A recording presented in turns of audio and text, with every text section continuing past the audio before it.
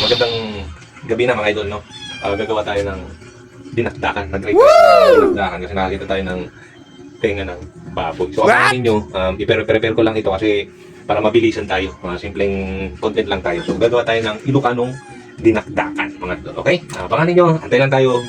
I-prepare ko lang ito. Mamaya pag tiniplan na natin, saka natin ipapakita. Ihiwain na natin yung ating dinakdakan, no? Dinakdakan, Ilocano style. Maraming gumagawa ng dinakdakan pero iba yung gawang Ilocano. Sabagay kanya-kanya tayong diskarte naman sa paggagawa ng dinakdakan. Ito naman yung aming way, no? Way ng paggawa namin ng dinakdakan sa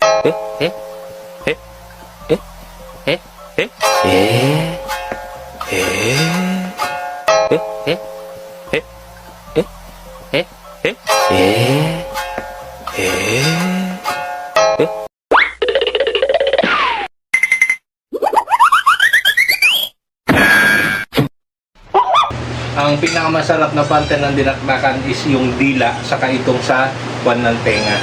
So tenga yan, ito yung pinakalitid ng tenga. What?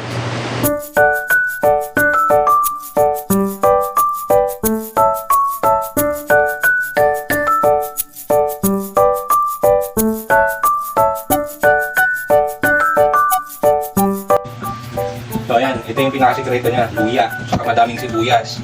May lalagyan din natin yan ng kalamansi. Ayan, kalamansi at saka sili. Yan, hugasan mo yung sili.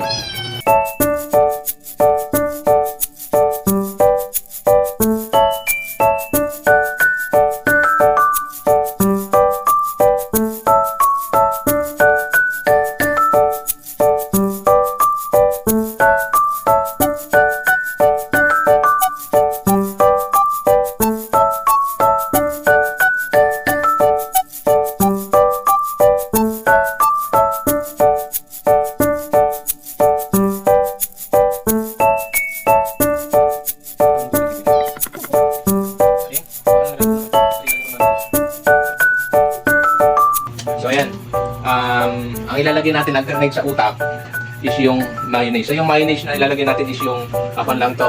Tawag dito? Ano tawag? Plain. Plain lang siya. So ayan, lalagyan na natin ng mayonnaise. Kung kukulangin, dalawa ito eh.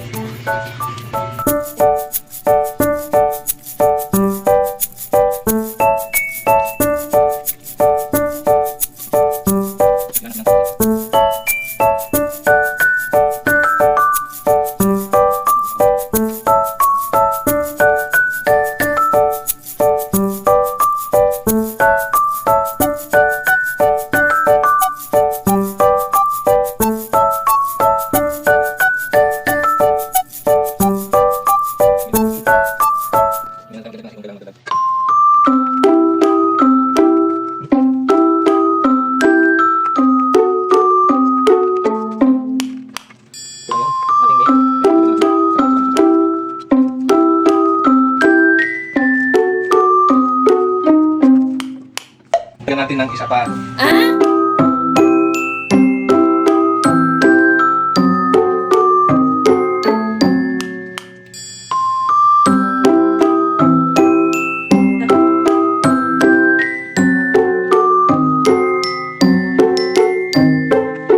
Months later.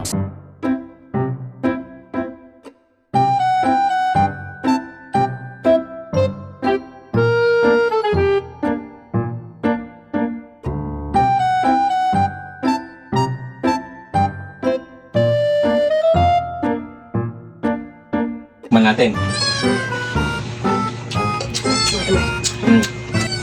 Okay, thank you for watching guys. Salamat po ng marami sa inyo mga idol. Lagi lang natin tatandaan, mas magandang maging humble kaysa maging hambog. Salamat po!